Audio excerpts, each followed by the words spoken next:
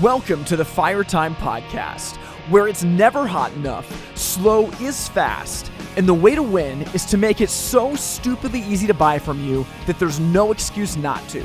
I'm your host, Tim Reed. And once again, I'm so excited to be here today. Welcome to the Fire Time Podcast. Well, hey, we are charging ahead with season 16 of the podcast, and I am really excited to share today's conversation with you. Now, for those of you listening via audio, the podcast has moved into the video world. We spent really the last 3-4 months putting this together, and I'm really pumped because if you are on Spotify or on YouTube, you can now see the podcast, and our hope is that this just can continue to give value and make it something that is easier for you to enjoy, however that is. Now, with that said, today's conversation, like I said, is a really, really cool one. And the reason why is it is with Kurt Rumens, the founder of Lopi Stoves and the president of Travis Industries. Full disclosure, back when this podcast started years ago, going back 8 years ago, he was actually on my list of people to interview in my initial season, and our schedules just were not able to connect. But years later, I was able to track him down and just have a really amazing conversation with him. We recorded this just a little while ago in New Orleans at the 2026 HPBExpo, and I stopped inside of the Travis Industries booth, and we talked for a while just about his journey. And there are some amazing insights that I want to pick up on after you've had a chance to hear the conversation, because it is worth thinking about this. But before we get to that, as just a side note, the 2026 Expo in New Orleans was incredible. I'm still recovering from it. I've been home for, a week and a half or so. And man, it was amazing. I was able to record a bunch of podcasts there, just getting together face to face with people that normally we'd have to record via Zoom. So that added something really, really cool. But in addition to that, it felt like there was an energy about this show and just a level of fun that we've not had at past trade shows. I participated in the first ever HPBExpo log splitting contest, which I absolutely lost. Dan Bonner from ICC Chimney cleaned house with that. But just from top to bottom, this show was amazing. The final night of the trade show, our team hosted a Fire Time karaoke party that was off the hook. At one point, I was counting in the room. I think there was 5 presidents of major manufacturers in the same room. It was like in a dive bar. People were shoulder to shoulder, just packed, soaking in sweat, and just screaming their lungs out to Green Day and Blink-182 as me and some other people were singing. So it was really, really fun. And it just feels like this is a moment for our industry right now where we really do have the ability to come together, and I want to capitalize on that momentum. So with that said, we're going to jump into this conversation with Kurt Rumens. If you have not heard of Travis Industries, they're an incredible company. They manufacture Lopi, Fireplace Extraordinaire, Fire Garden, Tempest Torch, Da Vinci fireplaces. And really, his story is just one of just bootstrapping his way to figuring it out. And, Travis Industries is the first company that I ever installed and sold in the industry. And I made a comment to Kurt that the Travis blood still runs deep in me, even though it's been almost 15 years since I've sold their products actively, but still there's something about what they've done that's really special. And in particular, it was Travis sales reps mostly early on that really did inform the way that I think about sales. So for me, it was really, really cool to interview him and have a conversation about just his mentality and his grit in starting this company and in seeing it through to where it is now. So as always, we'll circle back at the end and I'll share a few parting thoughts, but I hope you enjoy this conversation live from HPBExpo in New Orleans with Kurt Rumens.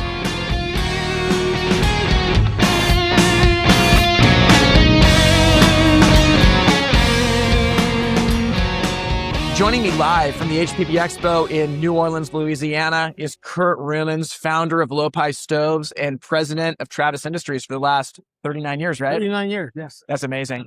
Okay, full disclosure, Kurt, I got to tell you that when I started this podcast like 6-7 years ago, you were one of the first guests that I wanted to have on. So it took some time, but I finally got you. Well, here we are. Yeah. Here we are, and we're in beautiful downtown Louisiana in New Orleans, and it's been great. These shows are like a family reunion to us. Yeah. We've been doing it so long. Well, okay, I remember last year at the awards show, you said almost exactly that this is the family reunion that everyone's looking forward to. And I think that speaks to something really special in our industry that like you and Travis Industries in particular have tapped into. Like how have you been able to create a sense of family and community with your company? Really easy. Treat people like you want to be treated, and no problem goes unanswered. We never say, we've never heard of that, or it's not our problem. We go, how can we help? And so long ago, it made an impression on me talking to other people in business that you're here to serve the customer. They're not here to serve you. It's not the manufacturer who's in charge. It's the dealer. Wow. It's the people on the street. It's the people selling the product. So I really feel I work for them. Really? And that if you're authentic and you mean it, you follow through on it. Yeah. Everyone wants to belong to something like that. Yeah. Rather than be told what to do or what thou shalt do. Yeah. This is like, how can we help? That's really good. Okay. So I'd love to start at the beginning because I've never heard this story from you. Where did you get the idea for Lopi Stoves? And give me the origin story. What were those early years like? I'll give it the Reader's Digest version because it's a fairly long story. Okay. But I started out as a truck driver for El Fuego in Connecticut and Massachusetts. I was in a rock and roll band. We had a big truck, and the truck sat during the day. And this guy that was a Fuego dealer, distributor, would drive by and see this big truck sitting in the barnyard. Stopped it one day and said, "Hey, you long hairs want to make some money?" And so I started delivering El Fuegos around New England to the dealers. And some of those dealers to this day are still our customers. Really? But they remember me as the truck driver. And those guys have moved on. It's a whole new generation. And that's one of the coolest things I'd like to mention is that we've got a new generation of people we're seeing at these trade shows. It's the next generation. And man, they're exciting. And it's fun. They're smart. They're educated. They know the way around computers. Yeah. And so we're going, man, this thing's in safe hands. This thing being in the business. Yeah. You said about legacy. And you wonder, do you build something up and it disappears, or do you build it up and it keeps growing? Yeah. And so with the people I'm dealing with, both employees and customers, I have no qualms about the future. Yeah. It's a bright future. So, okay. So you started as a truck driver though. So yeah. what gave you the idea to build a wood stove? I moved to Seattle, moved from the East Coast to Seattle, gave that guy a call. He sent me some of the Fuegos. And unfortunately, you had a bag of sand to protect the steel floor, and they had borosilicate glass in it.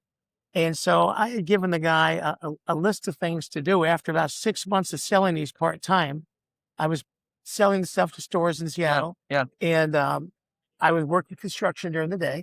And what's interesting, I sent him a picture of an arch. I sent him a fire brick that I got out of, I think it was a glacier mason over. Yeah.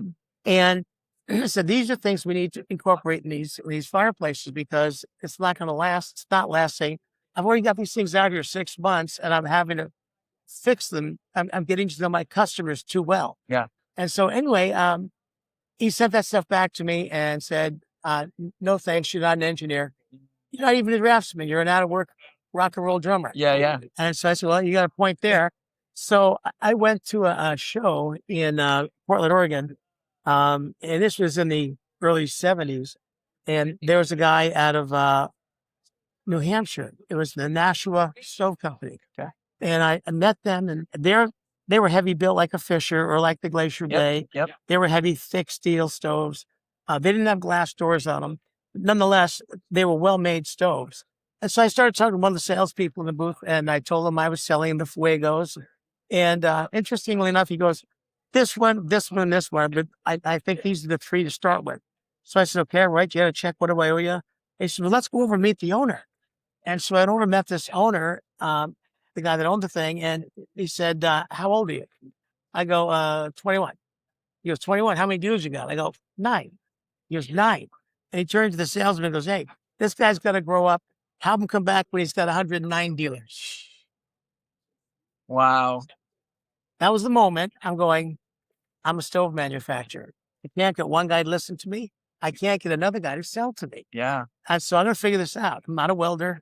I'm a wood guy. I'm a carpenter. Yeah. And so somehow I'm going to figure out how this works and we'll do a better job. And it started out the people business. I got treated like I would never treat somebody. Wow. And so that was the impetus to get started in it right there, that moment. Wow. It crystallized into that moment. I love it. I've had similar experiences where whether it's because a door shuts or somebody says no, where all of a sudden you realize, I'm not going to wait in line to get picked. Like I'm going to pick myself and we're going to do this thing. That's pretty profound, Kurt.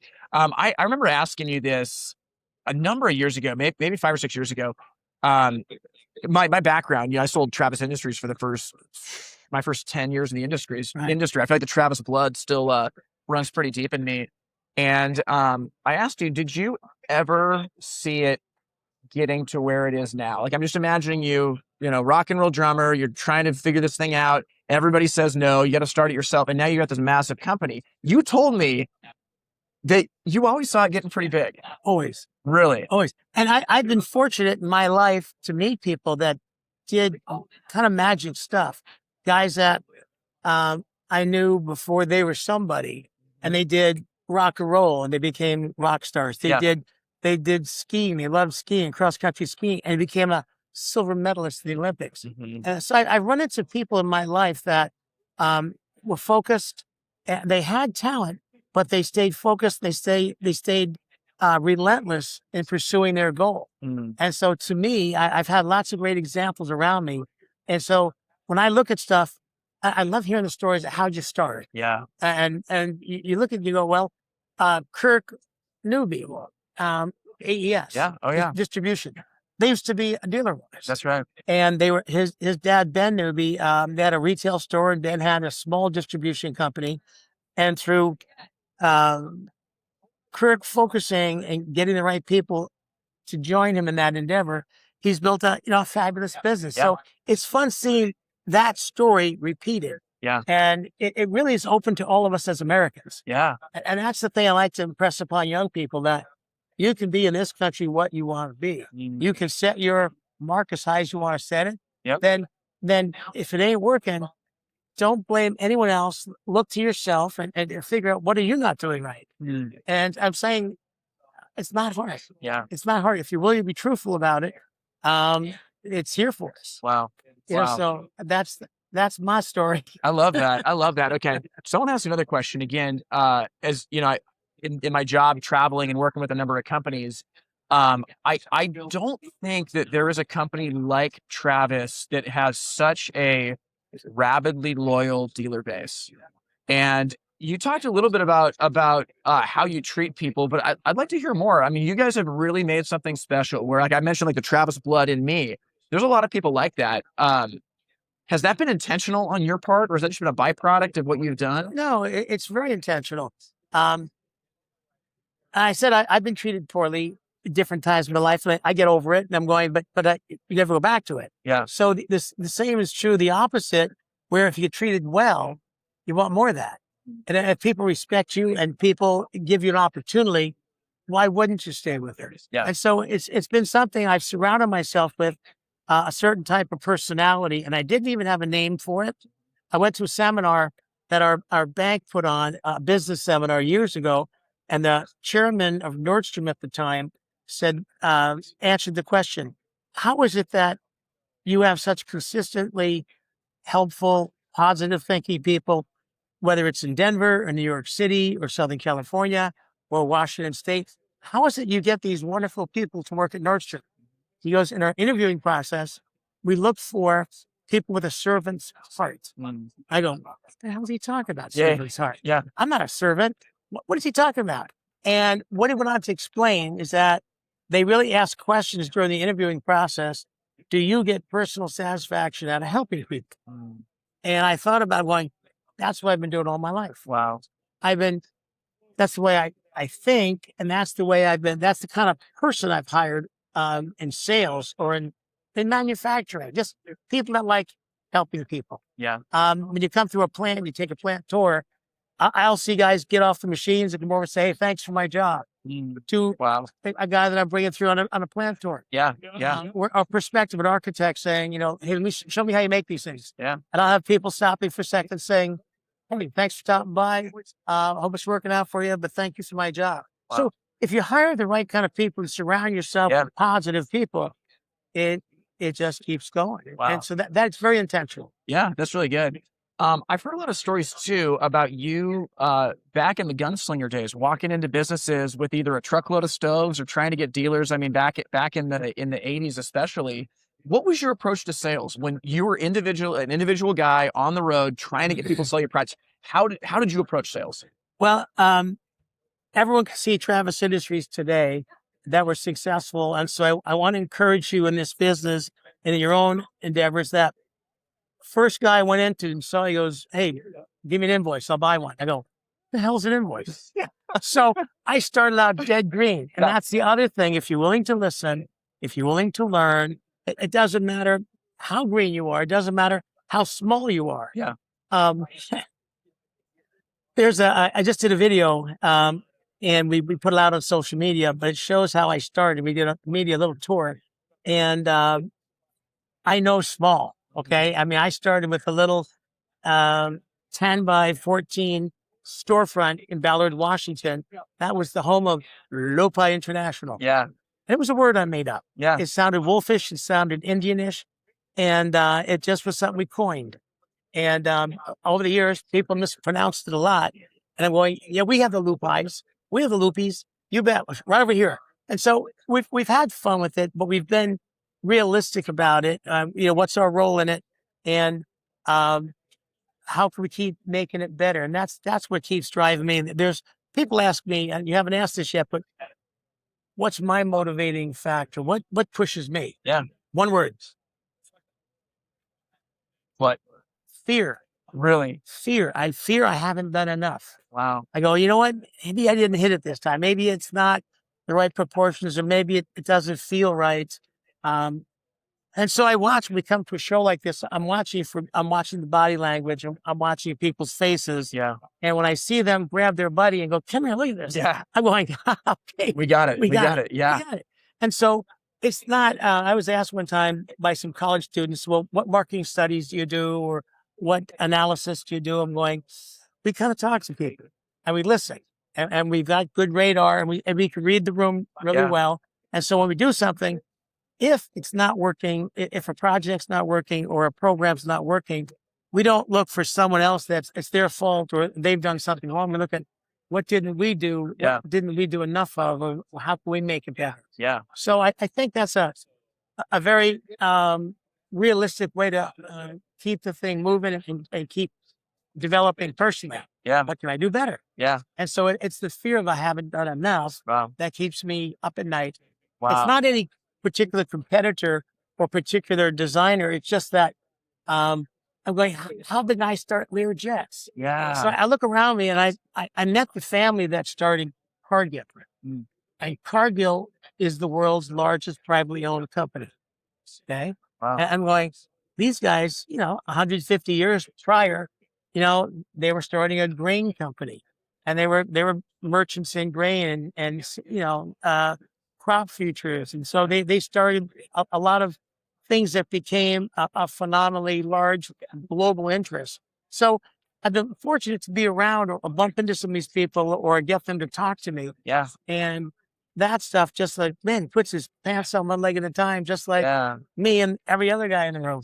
Yeah. And so you meet these people that have done, magical things with their time. And you go, all right, it's our country, it's our freedoms. Yeah. Take advantage of it. Yeah. Wow. I'd like to ask about this.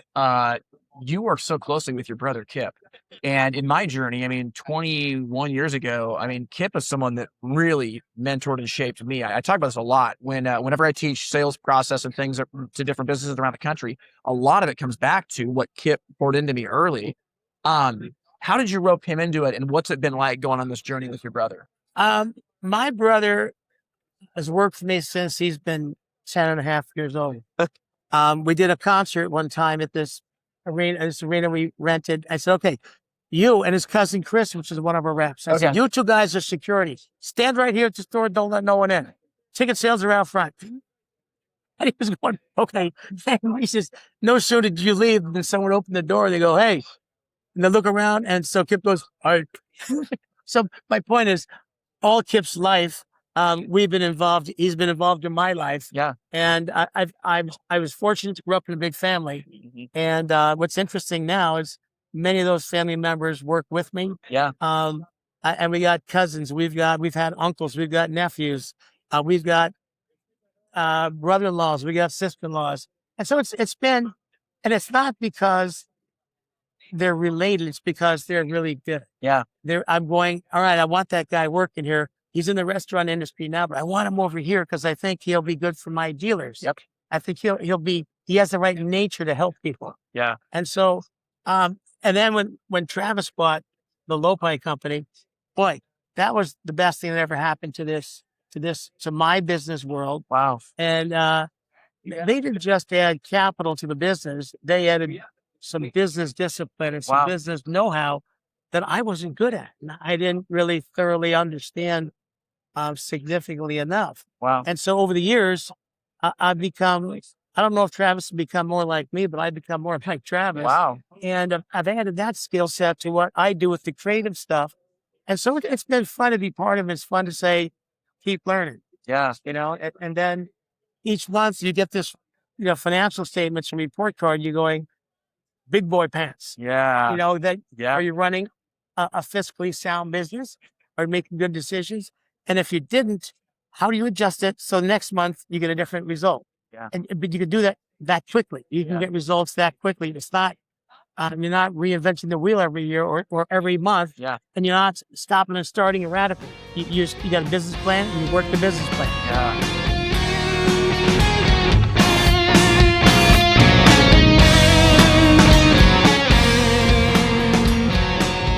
Hey, this is Tim with the Fire Time Podcast, and I hope you're enjoying this episode.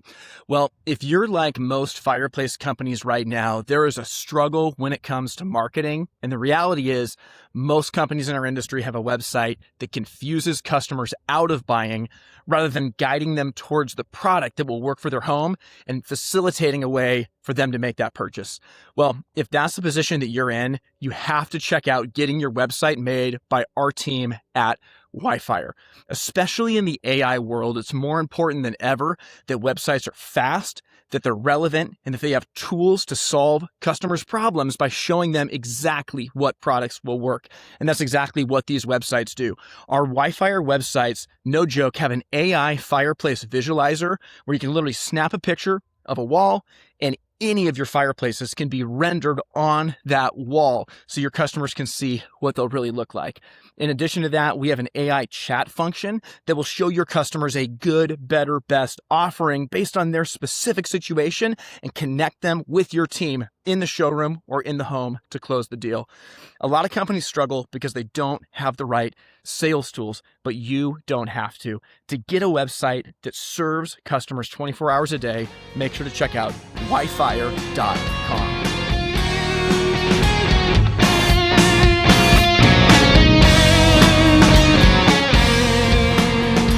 Man, I love that. I mean, and I feel like to like you're saying, to realize, hey, there's other people that have some skill sets to either teach me or to help round this out. Like that's the way that you grow something successfully.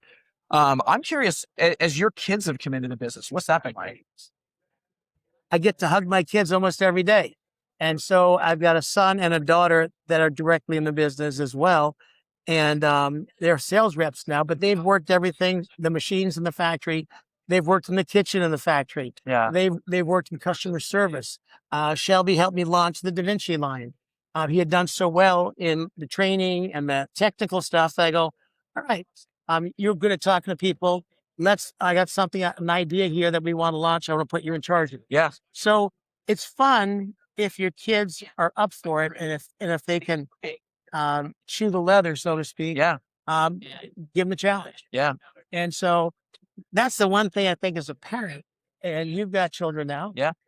You want to go, how do I prepare these young people for the world around us? Because I firmly believe the world ain't fair all the time. Yeah. And so when it's not fair, you got to keep going. You got to push through it, and you can't let it shape your values. The unfairness. Yeah. That's just going to happen. Get over it and get over it as quick as you can. Move on and stay positive. Yeah. So it's been fun working with Cheyenne and Shelby. Yeah.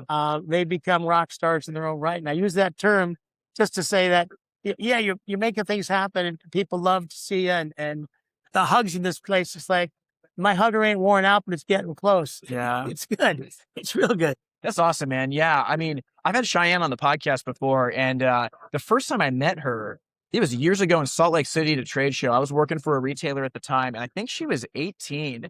And I'm looking at her now being like, oh my gosh, like this young woman has blossomed into someone that really understands sales in the industry. She's not a kid.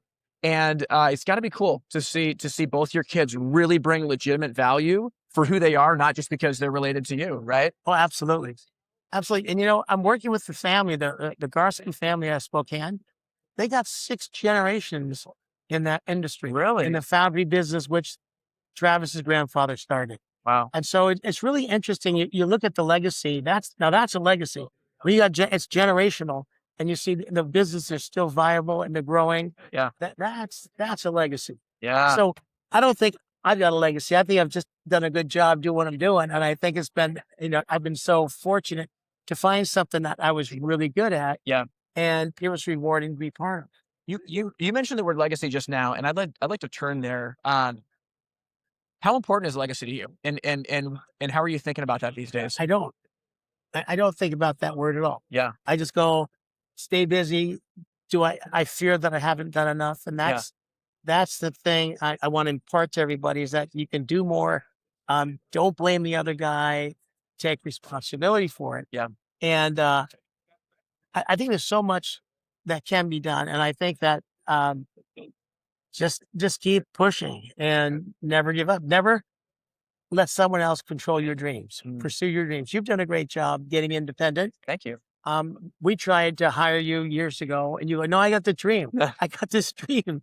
I'm going, and you've done a great job with it. Thank you. Thank you. You've done a great job. So you're one of the, call it a legacy guy. You're building something unique that's got your print on it, and it helps the industry. I'm trying to, man. Yeah. And well, I mean, you talking about like, choosing your own path, that's been my journey too. And, it has not been easy. I always talk about how like there's a lot of punches to the face, and that sucks. But that's makes you pretty. It's the only way. It's the only way that you actually get better. I think scars tell a story, by the way. Oh man, I like that. Okay. Tattoos are one thing. I think scars tell a much more interesting story. And so if you get beat up in life, you get some scars, but you don't let that be your determining feature. Yeah. It's there, and it's part of the journey. Yeah. Yeah. Okay. I want to ask you a question. You love this industry. I mean, I can remember like in the last 20 years selling Travis products, going to the factory, talking to you and other people. You love this industry. You're at a point in your life where like, I'm sure you don't have to be doing this. There's a lot of other things you could be doing, but why do you love this industry so much? I think it's true of this industry and any industry. It's really the content, the quality of the people. If you love the people, I think then you want to be around good people. And I do happen to love fire. I think I'm the luckiest guy on the planet that I get paid to play with fire. Yeah. I mean, say we were making paint. Yeah. That we were at a paint conference right now. Yeah. It'd be kind of boring. Yeah. The people here would be kind of boring. Yeah. I think fire is just one of those mediums that we can reach out as humans to each other, and everyone feels something sitting in front of a fire. We happen to be sitting in front of our new electric fireplaces. Yeah. And I'm going, I hated electric fireplaces. They were fire-ish. Yeah. Okay. And you look at what's going on with these fireplaces with holographics They're in it. amazing. And it's like, it's a whole new ballgame. Yeah. And so it's fun. We got the gas, the wood, the pellet, and now this electric. Indoors and outdoors, we're doing, products. So, there's a love of fire and a love of people. Yeah. 2 simple things. I love that. That's good. Okay. I want to ask you a couple questions about this. What is your favorite product that Travis Industries no longer makes, but you used to make? What's your favorite retired product? Oh man. There's a bunch of them. Okay. And the only reason I'll answer it in two parts. Yeah. We retire a product because we didn't do something correct enough for the dealers to make a living on it. They sold one here, one there. And so you go, well, it's hard as a manufacturer to make money unless you're making lots of that something. So something has to look custom and it has to be handmade in our view. It has to be exotic. However, sometimes you don't hit the balance correctly and you don't sell enough to make it a viable growth product for the dealer or for us. Yeah. So that's why we retire them. And of those ones, there's a couple that stand out. And I think maybe if I had to pick one, it'd be the bed and breakfast. Oh, yeah. Oh, yeah. The bed and breakfast was a vertical fireplace. Yeah. Oh, yeah. It was tapered, so we go in a corner. And it came about, I was on a horseback ride in the mountains up in the Sierra Nevadas. We stayed in a bed and breakfast when we came back into town. And you sit around those bed and breakfasts in the morning, and you're sharing who you are, what you do with guests you've never met before. Yeah. And the proprietor is sitting there and he goes, "You're the fireplace business?" I go, "Yeah." He goes, "I need a compact fireplace that'll sit in the corner for these bedrooms. And they're not big spaces." And I'm going, "I want one of those too." And so I heard this guy say he wanted something like that. Yeah. And I'm going, I'm sitting up in Seattle. It's a rainy day. I'm on an outside porch of my modest house and it's covered, but there's a corner over here. I'm going, man, if I had one of those units, I could put it right in that corner and I'd be cozy sitting here rather than a little uncomfortable. Yeah. So now there's two of us that wants it. So I started designing vertically and the story gets better. So I'm thinking of a vertical fireplace and I've always been intrigued with antiquities. So I've really looked at a lot of old buildings, looked at a lot of old fireplaces. Yeah. And my first crack at the design was to make, if you were to go inside a brick beehive oven, and there's a lot of cooking done around the world in a masonry oven that had an opening in it, and inside to be bricks, had to be placed in such a way that they would be coming up at the same time they're overlapping each other, and then they would change in length, and you get this beehive, made in a brick. If you slice into it, I'm going, that's what I made for the first interior for the bed and breakfast. We figured out how do we do that and how do we sketch it out? And I worked with a couple of talented designers, Vance Smith and Al Wilker. They used to design for Vermont Castings. Okay. I said, guys, I need your help. We're going to do this and we need to make a rough pattern. And so they were instrumental in helping me get the proportions right on it. Yeah. And they were both masters in that. Wow. And if you look at the old VCs, the moldings on they're beautiful. The palladium windows, they did a fabulous job executing those designs. And they would fight with the foundries. Yes, you can do a 2% radius. Yes, you can get it out of the machine. I know it's going to slow your production down a little bit. This is what you want to do. So they were masters at fighting for detail. And so they helped me with that interior. From there, I was in Rome. I was in the Sistine Chapel. And if you look around the ceiling, right below that magnificent fresco, there are, I think, 21 or 23 busts of different popes in a niche. And it was much like I had done with this beehive oven. And I'm going, oh my God, wouldn't that be cool? And so I made a shell interior, much like the stucco shells that are all over Italy. And we made that as a interior part as well.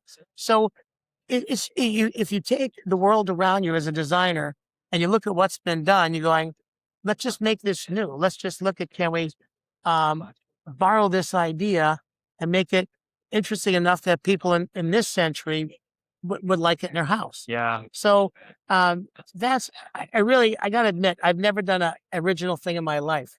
I've just observed all the things around me and go, how do I take that idea, bring it forward, and take this idea and modernize it? Yeah. And so that's my creativity. It's putting things back in play that may have been done 100 years ago or 200 years ago. Yeah. And so that's been the fun of it. Wow. Now with the modern stuff, it's easy to linear fireplaces. Yeah. I was in a PF Chang's with my staff. We're going to a trade show in a couple months. Yep. And this is 30 years ago. And I think every PF Chang has this display and there's one major wall And in it are these alcoves. And some of those alcoves are squares. Some of them are rectangles. And that's where I saw what led to our design in the extreme fireplace. Yeah. There was a 5 foot by 20-inch tall rectangle, about 20 inches deep, and it had pottery in it. I'm thinking, man, that would be a cool fireplace. Yeah. So P.F. Chang sitting there eating a lettuce wrap. Yeah. Going, man, that'd be a cool fireplace. Man, what a word about finding inspiration, right? Just keeping your eyes open. It's there. Keep your radar on. Yeah. Keep your radar on. Yeah. I love that. Okay. What is the most exciting product that you're making right now? There's 12 of them in the booth. I mean, there's 12 new things in this booth. And I think what happened to me at the Builder Show about a month and a half ago, we were at the Builder Show and we brought all the stuff that was completed. Yeah. And I'm like, proud of it, exciting, but I'm not talking about anything new here. This is stuff we've been working on for the last year. And I left there a little depressed, going, we need some new stuff, man. Yeah. And so over the next 35 days, we took a lot of the ideas that our President's Club members have given me. Yeah. As we looked at those notes and we go, okay, we can do this, this, this. And so some of the guys started getting into it that are called upon to make this stuff. They're going, oh, I can do that one too. And so it was fun. Everybody in the company got psyched about getting what we've got here. Yeah. And I mean, they work weekends, they work evenings. And I love that. And I'm going, all right, let's take the cast iron stoves. Let's make a steel body, a whole new jacket. Let's make a new tuxedo for it. Make it contemporary looking. Yeah. And so the one guy goes, hey, I can do that in the middle one, a medium-sized one too. I'm going, yes. And so it's really getting people excited because enthusiasm is the one thing we can't measure. We can measure strength. You can measure all sorts of financial indexes, but you can't measure enthusiasm. But you know when it's there, and you know when it's not. Yeah. And when it's there, you want to be part of that. Yeah. And so, man, the last 45 days have been the most enthusiastic days of my career in the last decade. Oh my God. Yeah. I love hearing that. I mean, the booth looks amazing. The product is really, really nice. I want to ask you one final question. Travis Industries has rapidly protected the specialty retailer. And I'm sure you could make a lot of money doing a lot of other things. Why have you chosen to protect the retailer like you have? I've been asked this question in concert with that question. It's not just because that's who we took to the dance. It's because we really believe that's where the future is. Okay. And so I think we're right now, we were hoping to have it here that we could share it with all the dealers, but it's not quite, all the bugs aren't worked out of it. But we've got what we call an online shopping center. Awesome. That we're going to have when you hit the shopping cart button, it goes to the dealer's website. Love it. Okay. So we're going to try to turn every dealer we've got into an Amazon. Yeah. We need more door turns. Yep. And so we've gotten some giant jobs from builders, from architects. And where's it go? We get it back to a dealer. Yeah. Every time. Why is that so important? I think that's the future of our industry. Yeah. I think what we make is very specialized, and to be safe and get it in correctly and get that beautiful flame dialed in, we need those specialists. And so there's nothing more convincing to a potential buyer than a burning model. Yeah. So we can do so much online. Yep. But when you're in front of it and you're experiencing it, you feel heat, you see the flames, you hear it burning at times. And that's what's so exciting about, back to these electrics for a moment, that I can have heat here. Yep.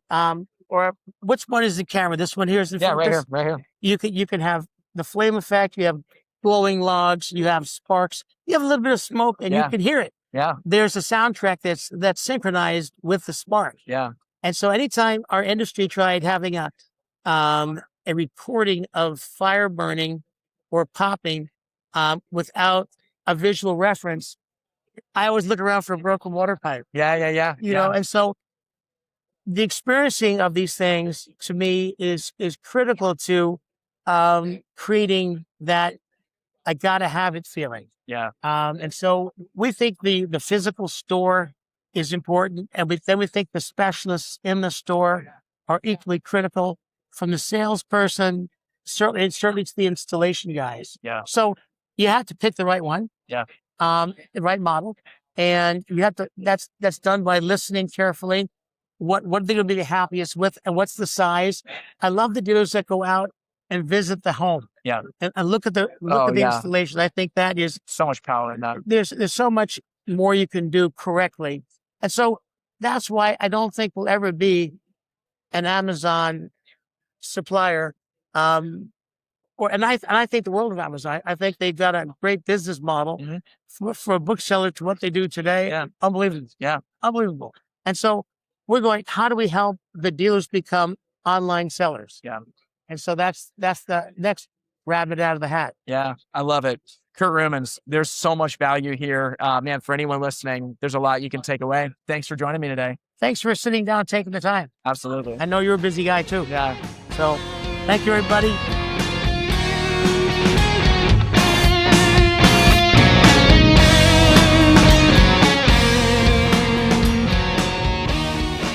Well, I hope you enjoyed that conversation with Kurt Rumens. I think that there is a lot to take away.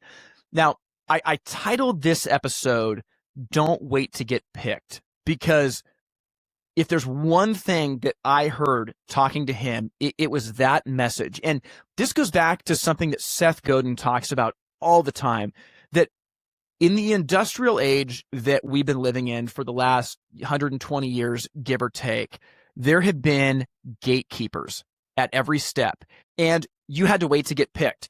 Whether that was in your job on the factory floor, you had to get picked for advancement, whether that's on the basketball team, being picked to make it to varsity, whether that's in the music industry, waiting to get picked by a record label.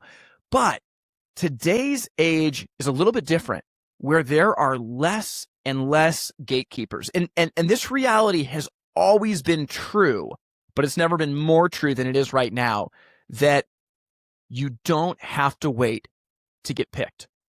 You can actually pick yourself and go make it happen. And I really think that was his journey, right? As he talked about, like, he had this feedback early on about these stoves, and he said, hey, what if the stove was like this? And they said, oh, that's cute. Go sell 100 and then come talk to me. Hey, what if the stove is like this? And they're going, wait, how many dealers do you have? And so finally he goes, screw it. Like, I'm just going to make my own stove and start from there. He picked himself. He didn't wait around to get picked. And I think that there is something to be said for this. It really speaks to me, because, I mean, even with the start of like all of this fire time stuff, I mean, I'm going back probably 10 years ago now. I hadn't really done any podcasting or speaking or writing or anything like this. And I remember that I was reading an industry magazine that no longer exists, but I was reading an industry magazine at the time, and I was really kind of turned off by some of the attitudes of dealers that were like writing in, and it was like the article was like a survey of kind of like what the state of the market is. And to me, it felt so negative and passive. It felt like just like a victim mentality. And so I was thinking about it. I'm like, man, this is not the way the market is right now. And so I penned an article and I sent it in to the magazine and asked, hey, would you consider publishing this? Because I think that this is a perspective that is different than what I'm hearing, but I really think it's where the market is right now. And basically I got a kind of like a curt email in reply saying, thanks, but no thanks. Like, basically stay in your lane. And at the time I was like, what the heck? Like, why is there like a gatekeeper that is like forcing a narrative that's not the way that reality actually is? There's different perspectives than this. And I would say that rejection was really what gave rise to all of this, was trying to say, okay, I'm not going to wait to get picked by, this industry magazine. Instead, let's just start speaking about this. And then that eventually led to, to the podcast, and eventually the Fire Time magazine and other things like that.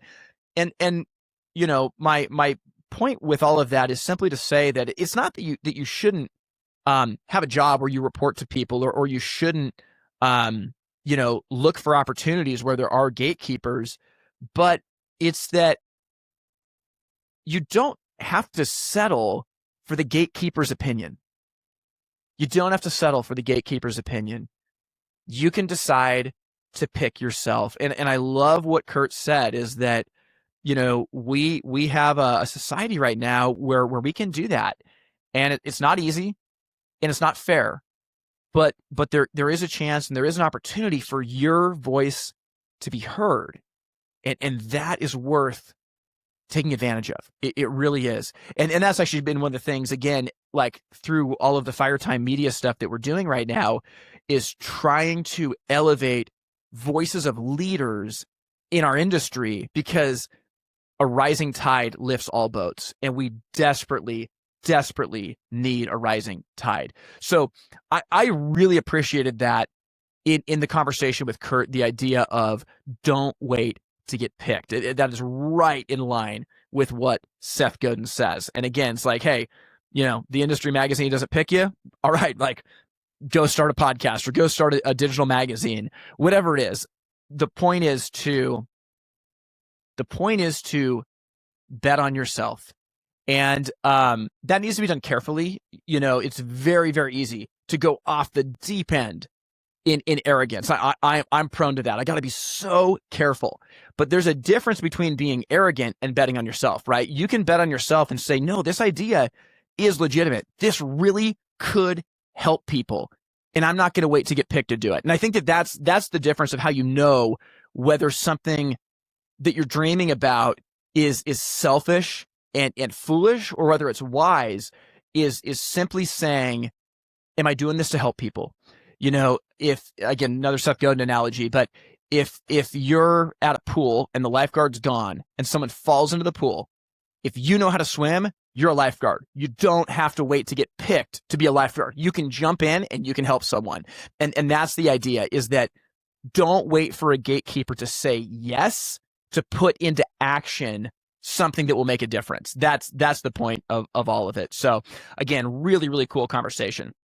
One other thing that I loved is when Kurt talked about his inspiration for things, right?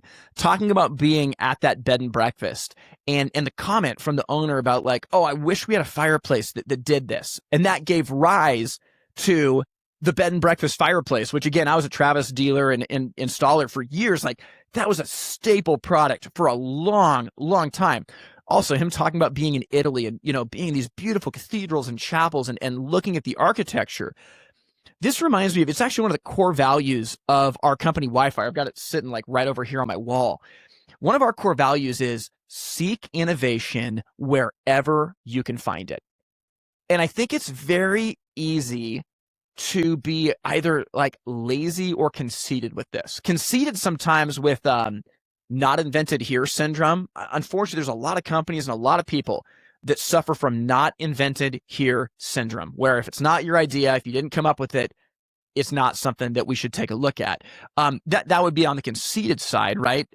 Or there's the lazy side of just simply not keeping your eyes open to what is out there. But in Kurt's experience, right, he's seeking innovation wherever he can find it. Again, like whether you're in Italy and you're looking at like one of the most beautiful pieces of architecture that is on this earth, or whether you're at a tiny bed and breakfast in the Sierra Nevadas, right? Those are two very, very different places. It'd be so easy to discount like the owner of this small bed and breakfast, but man, seek innovation wherever you can find it. It reminds me of like in the scriptures and in the Proverbs, they talk about seek wisdom at all costs. Wherever you can find wisdom, pursue it. I think it's the same thing with innovation. Seek it wherever you can find it. Keep your eyes open, right? If you're using an app to find a taxi cab and it's a good experience, ask yourself, okay, where's the innovation that I can take away from this, even if I'm in a completely different space? If you have a great experience at the shopping market, right? Seek innovation wherever you can find it. Like, what can I take away from this interaction that will help me, my team, or my company when it comes to the way that they sell, when it comes to the way that they talk to customers? I think that this is really important, and it was amazing that this is what Kurt has done. So, all in all, awesome conversation. Like I said, I've been wanting to pin down Kurt for going on 8 years for this podcast, so it was really, really fun to get to do this in the Travis Industries booth. Well, hey, if this podcast has been a blessing for you today and you want to support this show financially, you can do that by going to the website itsfiretime.com/join. That's itsfiretime.com/join. And again, we have some amazing rewards just to say thank you to those of you who do support this show month in and month out. There is no pressure to do that. If you're not able to, that's completely okay. But we do want to give a special thank you to those of you who support this, because the only reason we can continue to operate this way, the only reason we're able to move to video is through your generous contributions. So thank you for that. Final note before I sign off, right here next to me, I've got a copy of the 2026 Firetime Journal. We just debuted this at the HPBExpo, and the response was overwhelming. We put these out once a year, and honestly, like, I don't know of a better resource to grow a fireplace company from start to finish than the Firetime Journal. We lay these out based on the 8 departments of a hearth retailer. We have experts from all over the country contribute articles, and the content is absolutely phenomenal. I mean, no joke. We have people at the HPBExpo that find us and say, I literally flew across the country to get my copy of the journal. I mean, it's really, really cool to see the response to this. Now, we did give them away for free at the HPBExpo. We have them available on our website. If you go to itsfiretime.com/journal, you can pick one up. You can buy them in bundles as well. I think they're $25. You can double check that. The reason why is that shipping is a monster on these, and we just wanted to have an all-in price. No matter where you are, we'll ship it to you. So you do save money if you bundle them. But if that's something that you want to take advantage of, we want to get a journal in your hands. So guys, another episode in the books. If there's one thing to take away from this, don't wait for a gatekeeper to pick you if you have the ability to help somebody. Pick yourself, make a difference, and serve something that's bigger than yourself. Man, you don't have to wait in line for that. Our country, our society, we need a whole lot more of it. So, hope you enjoyed the rest of your week. We will talk again very soon. Thank you for listening to the Firetime Podcast. To learn more, visit the website itsfiretime.com. Music from this episode was written and recorded by In Bloom out of Portland, Oregon.